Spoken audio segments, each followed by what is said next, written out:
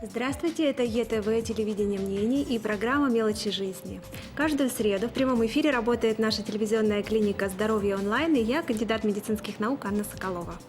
Каждую среду мы говорим о том, как сохранить свое здоровье и поддержать и сохранить свою красоту. И у нас в гостях наш постоянный уже эксперт нашей программы. Очень приятно вас видеть у нас снова. Колыванов Георгий Александрович, вы являетесь сертифицированным пластическим хирургом, а также лор-хирургом и специалистом по ринопластике. Здравствуйте. Но тема сегодняшней нашей программы очень интересная и касается каждого. Это храп. Что же такое храп? Храп – это звук, который возникает вследствие вибрации мягких тканей при прохождении воздуха через суженные дыхательные пути. Скажите, пожалуйста, а есть ли какая-то статистика, вообще, кто чаще храпит, мужчины или женщины? И вообще, как часто люди храпят? По статистике, каждый человек после 30 лет храп возникает примерно у 25% населения. Если взять детский возраст, то там храп возникает примерно в 10-12% случаев. И все-таки чаще храпят мужчины. Вот у нас на сайте очень много вопросов. Я надеюсь, что мы немножечко будем перемежать наш разговор вопросами на сайте. Как раз вот по детскому храпу вопросов много. Но сейчас из-за чего все-таки храпят люди? Причины основные. Причины храпа можно разделить на две большие группы. К первой группе относятся местные причины, и ко второй группе относятся общие причины. К местным причинам относятся любые анатомические факторы, которые способствуют сужению просвета дыхательных путей. И, например, на уровне носа и носоглотки это искривление носовой перегородки, полипы, аденоиды. Если взять уровень рота глотки, то здесь затруднение дыхания возникает вследствие увеличения небных миндалин, увеличения корня языка и так далее. Также нужно сказать, что имеются деформации челюстно-лицевой системы, такие как недоразвитие верхней и нижней челюсти. Они тоже могут приводить к храпу за счет того, что когда происходит смещение верхней и нижней челюсти к сзади, то сужается просвет дыхательных путей. И к общим факторам относятся те факторы, которые снижают тонус мышц глотки. И это, например, сам сон и усталость, старение, прием снотворных препаратов, алкоголя и курение. У нас как раз есть вопрос на сайте относительно приема алкоголя от Марии. Почему пьяные так храпят? Дело в том, что когда человек выпьет, сон становится более глубоким. И вследствие того, что человек хорошо и глубоко спит, мышцы его расслабляются и больше начинает вибрировать. Кроме того, алкоголь обладает раздражающим действием на слизистую, в том числе и верхних дыхательных путей, и способствует отеку. И отечные ткани, они более склонны к вибрации, и поэтому тоже могут вызвать усиление храпа. Вопрос от Анны. Муж храпит, нет никаких сил. Разное пробовала, свистела, переворачивала на другой бок, ничего не помогает. В остальном совершенно здоров. Нос чистый, перегородка в норме, проверяли уже. Понятно. Ну, здесь нужно сказать, что искривление носовой перегородки не всегда вызывает храп.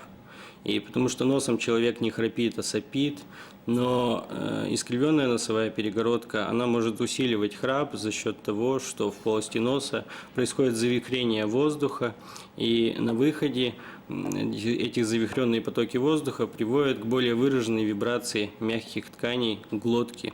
И кроме того, если человек плохо дышит носом и переходит на дыхание ртом, у него расслабляются мышцы неба и язычка, что также усиливает их вибрацию. А скажите, пожалуйста, вот вы уже говорили, что с возрастом может произойти усиление или учащение, наверное, храпа у людей, он чаще встречается. А почему это происходит? Дело в том, что имеются возрастные изменения строения мягких тканей глотки и тех же самых мышц, и они начинают провисать, что более усиливает их вибрацию. Кроме того, в течение жизни человек неоднократно переносит какие-то острые хронические воспалительные процессы верхних дыхательных путях, за счет чего формируется отек и утолщение слизистой оболочки, которая тоже более склонна к храпу. А также наиболее часто встречающееся увеличение массы тела все-таки происходит с возрастом. Вот только что пришел вопрос на сайт от Валентины. Если это расслабленные мышцы, можно их как-то накачать? Есть специальные упражнения, которые направлены на тренировку мышц, но доказательной базы такого метода лечения не существует, к сожалению. Многие ссылаются на это и говорят, что это имеет место быть. То есть врачи считают, что все-таки никакие упражнения, кстати, вот как раз есть вопрос относительно упражнений, сейчас я прочитаю, потому что все-таки хочется ответить. От Авдотьи вопрос. Многие сайты рекомендуют делать гимнастику, чтобы не храпеть, потому что храп – это дряблые мышцы. Дышать со свистом на природе, несколько раз в день протяжно говорить звук «и». Прокомментируйте, пожалуйста, вот интересно ваше мнение. Я уже поняла, что врачи считают, что это не так, что есть какие-то другие более действенные методы. Есть упражнения, которые направлены на тренировку мышц языка, чтобы он не западал, и также на тренировку мышц неба. В принципе, это в комплексе может оказывать свое положительное влияние. Но если у человека имеются какие-то анатомические причины, не только вследствие дряблости и мышц верхних дыхательных путей, то в таком случае такие упражнения эффекта не окажут. Как раз следующий вопрос. А существует ли какой-то метод, чтобы определить, от чего храпит человек? Да, такой метод существует, и он называется слип-эндовидеоскопия или эндоскопия лор-органов во время сна. То есть человек под действием медикаментов засыпает, и лор-врач вводит в нос тоненький гибкий эндоскоп, и на экране монитора видна вибрация мягких тканей, которая и вызывает храп. То есть мы можем увидеть причину, то, за счет чего храпит человек, что позволяет повысить качество оперативного лечения, если операция будет такому человеку показана, и так далее. А получается, что вы же можете это записать, а потом даже пациенту показать, что происходило. Да, мы так и делаем. Мы записываем это на диск или на флеш карту и отдаем пациенту. Ну, очень интересно, наверное, потом посмотреть и все-таки понять, какая причина.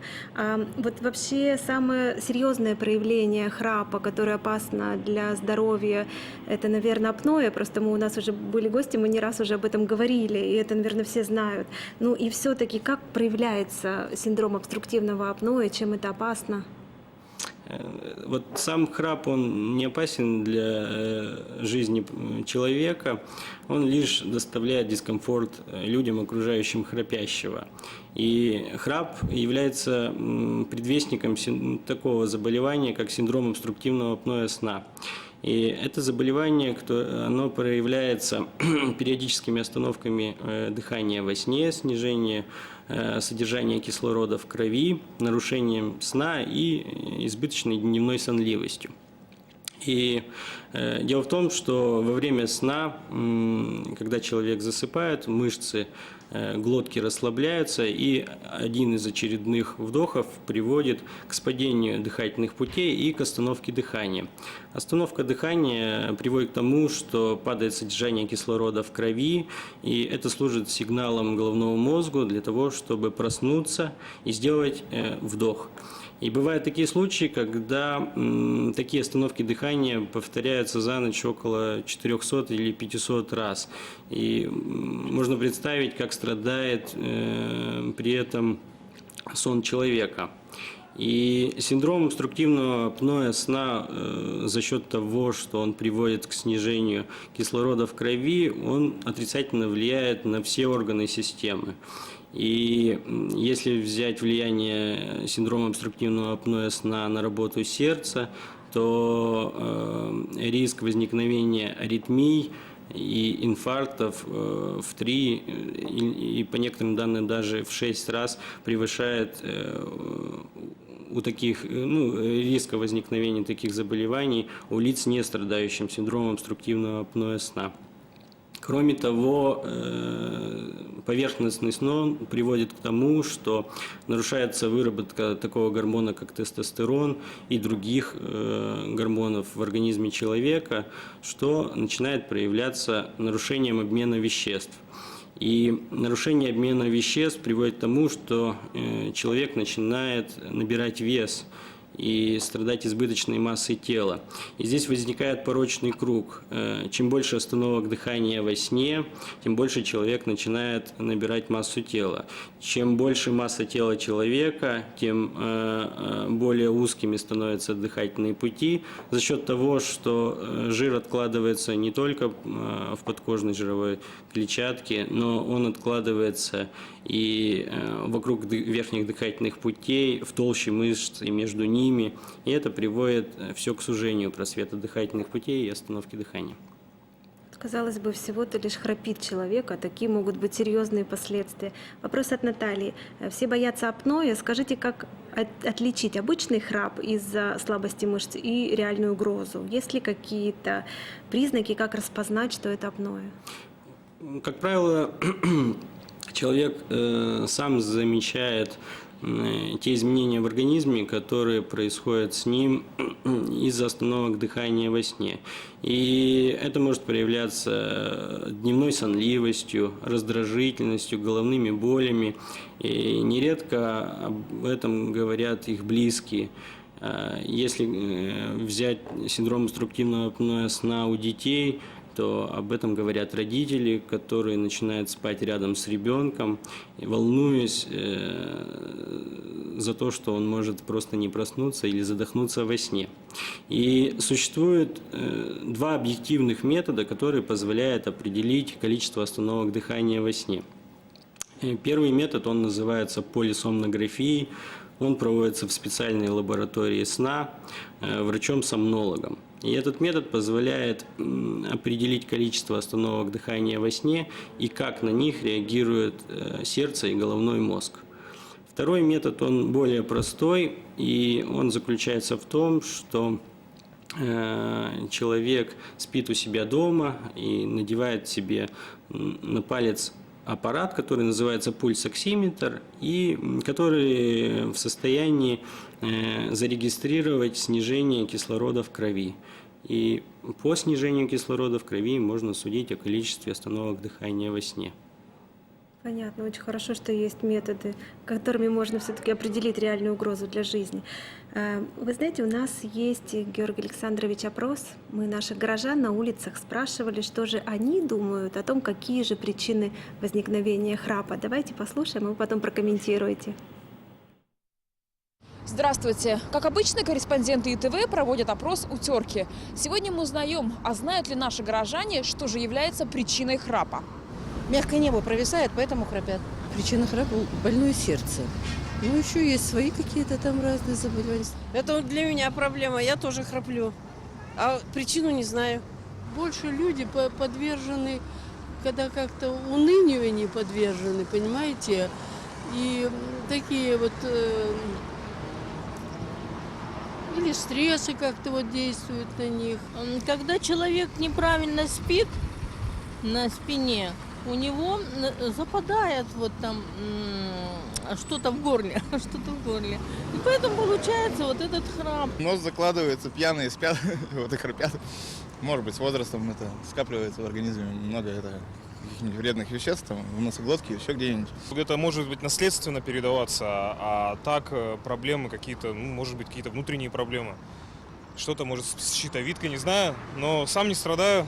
Я не храплю, так как веду здоровый образ жизни, режимы соблюдаю питья, нагрузки, режим питания, режим сна и отдыха. Поэтому у меня нет проблем с храпом.